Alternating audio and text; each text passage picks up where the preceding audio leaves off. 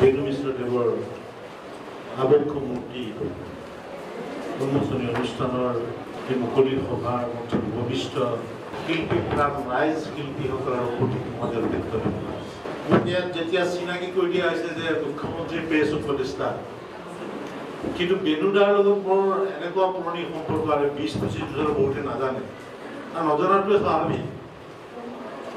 মুখ্যমন্ত্ৰী উপদেষ্টা হোৱাৰ পিছত বহুত কথা মানে পোহৰলৈ আহিছে। এটা নিয়ম, এটা প্ৰকৃতিৰ নিয়ম, প্ৰকৃতিৰ এটা সীমাবদ্ধতা আৰু শিল্পীসকলে সেই প্ৰকৃতিৰ সীমাবদ্ধতাৰ যিটো অসম্পূৰ্ণতা তাত সন্তুষ্ট নাথাকি তেওঁলোকে অতিক্ৰম কৰি যাব বিচাৰে। মানুহ জন্মগতভাৱে কাৰিকৰ আৰু দেৱতাসকলৰ ভিতৰত কাৰিকৰ হৈছে বিশ্বকৰ্মা। মানুহ আৰু পশুৰ মাজত পাৰ্থক্য যে মানুহৰ উদ্ভাৱনী শক্তি আছে, পশুৰ উদ্ভাৱনী শক্তি নাই। পশুক বিভিন্ন তেওঁক আক্ৰমণৰ পৰা ৰক্ষা পাবলৈ নখ দিছে, তীক্ষ্ণ দাঁত দিছে, জোৰকে থপৰিয়াব পৰা শক্তি দিছে, জাপ মাৰি পাৰ হৈ যাব পৰা শক্তি দিছে পশুক। আৰু পশুৱে সেই প্ৰকৃতিয়ে প্ৰদান কৰা সেই সীমাবদ্ধতাক লৈ সন্তুষ্ট থাকে পশু।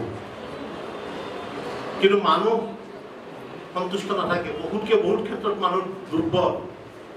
আপোনালোকে যদি অলিম্পিকৰ ভালকে গেমছবিলাক চায়, অলিম্পিকৰ বেছিভাগ খেল পশুৰ পৰা দিছে।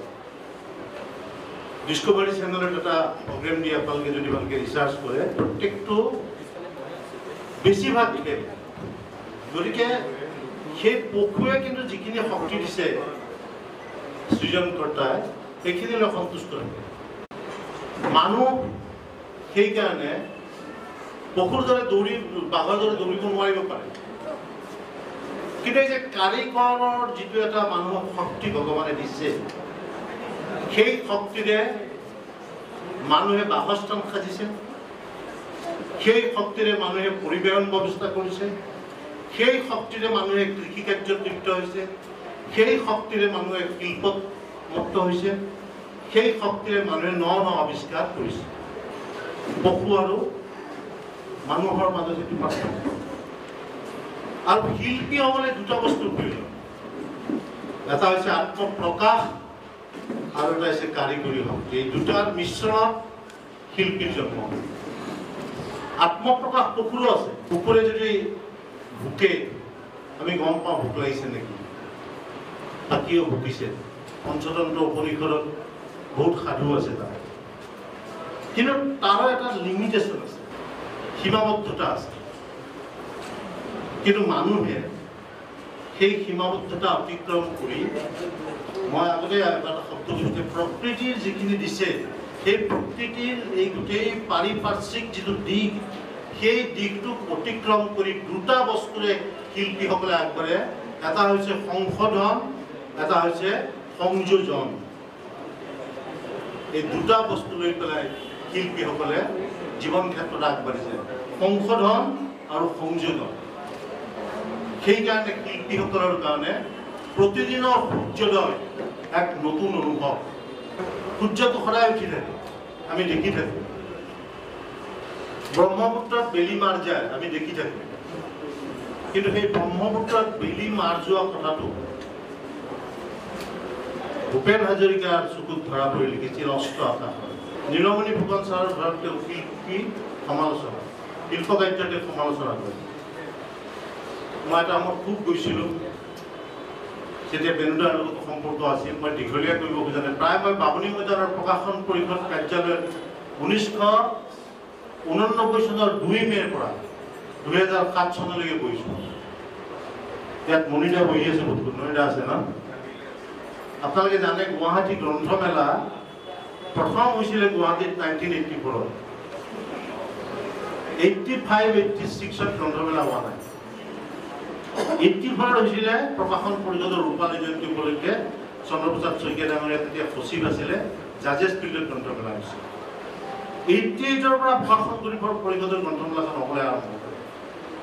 আৰু প্ৰকাশন পৰিষদৰ এই কিতাপ চাই থকা যিটো লোগো, এই লোগোটো আঁকিছিল বেনু মিশ্ৰই। ষ্ট্ৰকত মাষ্টাৰ আছিল বেনুদা। এটা ষ্ট্ৰকতে বহুত কথা কৈ দিব পাৰি। আৰু শিল্পীসকলে সদায় শিশু মনৰ অধিকাৰী হ'ব। ইয়াতে প্ৰখ্যাত শিল্পীসকল বহি আছে, মোতকৈ আপোনালোক এই দিশত যথেষ্ট আগবঢ়া, যথেষ্ট জানে। পাবলো পিকাচোই চাইকেলৰ এই বহি থকা চিটটো দেখুৱাই সুধিছিল কি এইটো। সৰু ল'ৰা এটাই উত্তৰ দিছিল এইটো মহৰ মূৰটো বুলি কৈছিল। গতিকে বেনুদাই এটা ষ্ট্ৰকত আঁকিছে। মই বহু বিনিদ্ৰ ৰজনী ঘটাইছোঁ বেনুদাৰ লগত। শতিকাৰ যিটো শ্ৰেষ্ঠ জোনাক, এই শ্ৰেষ্ঠ জোনাক এই নৰকাসুৰ পাহাৰৰ কাষত বেনুদা থাকে। সমীৰণ বৰুৱাৰ ঘৰ তাৰ কাষত। সমীৰণ দাৰ লগত মোৰ বহুত পুৰণা সম্পৰ্ক, এতিয়া ধৰি বিদেশত থাকে সমীৰণ দা। এই সমীৰণ দা, মই আৰু বেনুদা আৰু প্ৰকাশন পৰিষদৰ তেতিয়া সহকাৰী সচিব আছিল দিলীপ দত্ততে ঢুকালে। আমি ৰাতি 3টামান বাজি গৈছিলে ভাত খাই পেলাই তাত।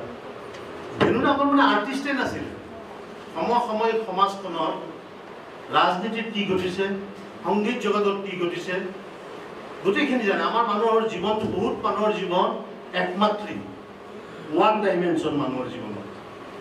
বহুতৰ জীৱন মই দেখিছোঁ, বহুত ডাঙৰ ডাঙৰ মানুহ লগ পাইছোঁ, বহুত কিবা শিকিব পাৰিম বুলি ভাবোঁ, কিন্তু এটা সীমাবদ্ধতাৰ ভিতৰত থাকে। কেইবাটাও ডাইমেনশ্যন খুব কম মানুহৰ থাকে। বহুমাত্ৰিক বহুত জীৱন মানুহৰ জীৱনত খুব কম থাকে। এটা গণ্ডিৰ ভিতৰত থাকে, আৰু গণ্ডিৰ ভিতৰত থকা মানুহে ৰৈ যায় এটা সময়।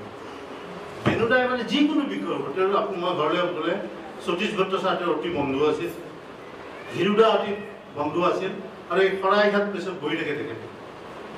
বেনু মিশ্ৰই তাত মানে ষ্ট্ৰক দি পেলাই ছবিবিলাক আঁকে। হিৰুদাৰ যিবোৰ ধেমেলে ধেমেলে কবিতা, ফতেহপুৰ চিক্ৰী 10 টকাত বিক্ৰী,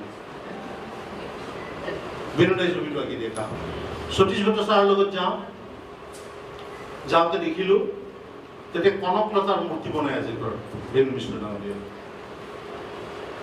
মূৰ্তি শিল্পীসকলে প্ৰাণ দিয়ে, আৰু সেইকাৰণে আমি শ্ৰদ্ধেয় যুগৰ ব্যক্তি, তেওঁসকলৰ স্মৃতি আমাৰ মানৱ পথৰ স্মৃতি পথত সজীৱ কৰি ৰাখিবলৈ আমি মূৰ্তি তৈয়াৰ কৰোঁ, যাতে উত্তৰ প্ৰজন্মই, নতুন প্ৰজন্মৰ মাজত তেওঁলোকৰ যিবোৰ চিন্তা, চেতনা আৰু সৃষ্টি তেওঁলোকে গম পাব পাৰে। সেইকাৰণে মূৰ্তিৰ প্ৰয়োজন।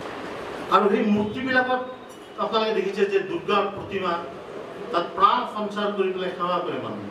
এই দুৰ্গাৰ মাজতে ভগৱান বিচাৰি পায়। কিন্তু আমাৰ শিল্পী মনৰ যিবোৰ অধিকাৰী নহয়, তেওঁলোকে কেতিয়াবা মূৰ্তি লৈ পেলাই পদাঘাত কৰে, মূৰ্তি জ্বলাই দিয়ে। ৰুচি বিহৰ্জিত মানুহে, যাৰ ৰুচি নাই, এই ৰুচি নোহোৱা মানুহে এইবিলাক কাম কৰে। শিল্পীবিলাকে কেতিয়াও মূৰ্তি জ্বলাই দিব নোৱাৰে।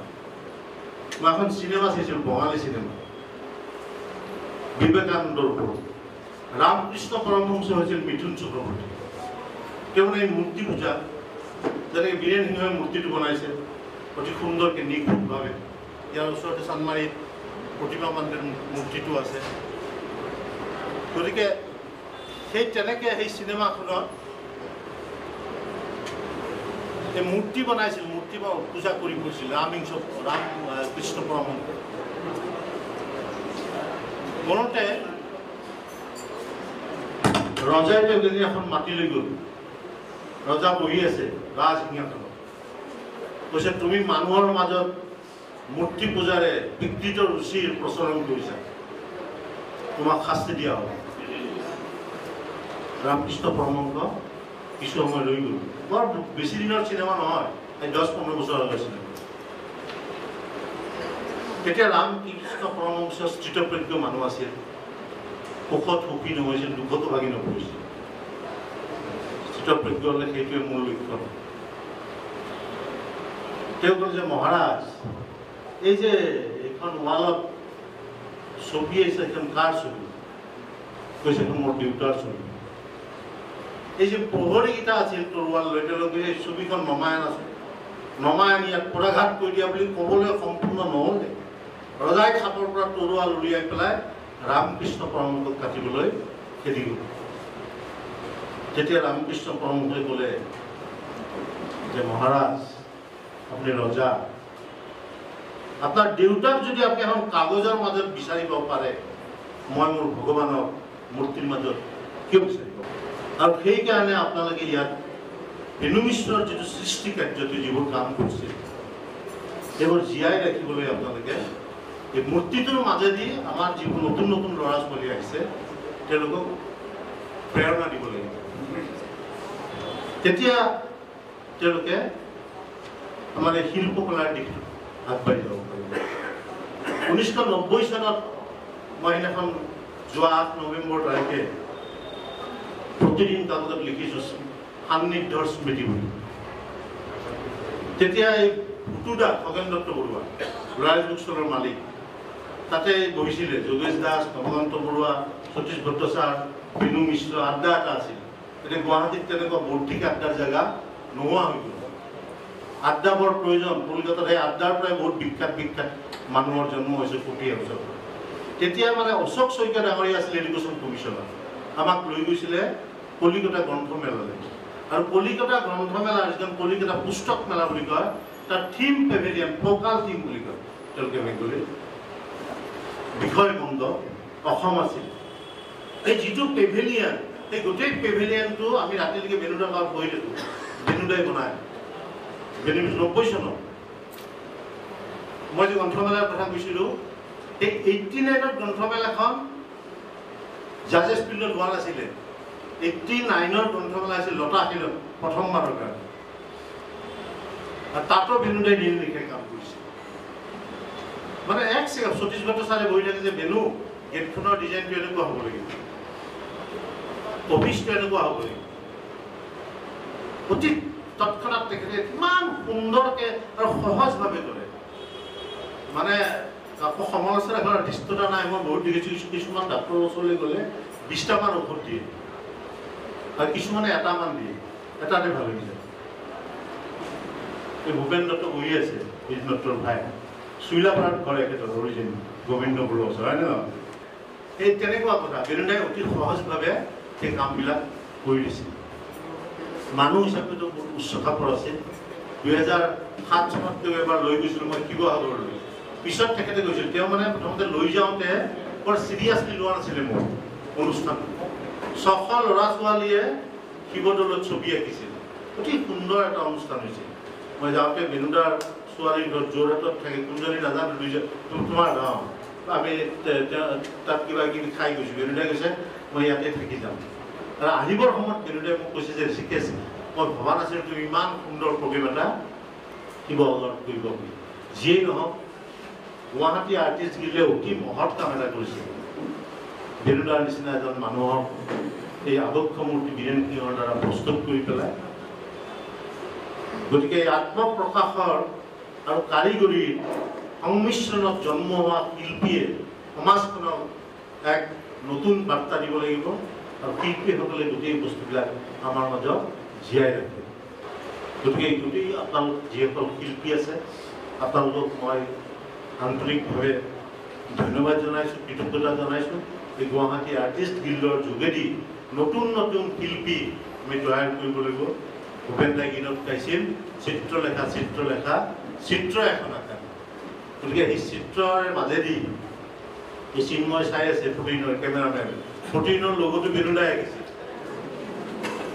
এনেকুৱা কিছুমান কাম কৰি গৈছে মানে শিলত কাটি থৈ যোৱাৰ নিচিনাই কৰিছে যিয়ে নহওক মই দীঘলীয়া বক্তব্য নিদিওঁ কুলদা আছে অমৰজ্যোতি চৌধুৰী ডাঙৰীয়া আছে তেখেতসকলে ক'ব গতিকে এই আজিৰ এই মুহূৰ্তত বেণুদাৰ বিদেশ আত্মাৰ প্ৰতি মই মোৰ অনাহাৰী চকুৰ তেজৰ টোপাল তুলি ধৰিছিলোঁ আৰু তেওঁৰ বিদেশ আত্মালৈ প্ৰণাম জনাই এই শুভ কাৰ্যৰ কাৰণে মই আৰ্টিষ্ট গিল্ডক সাধুবাদ দি মোৰ বক্তব্য সামৰিছোঁ ধন্যবাদ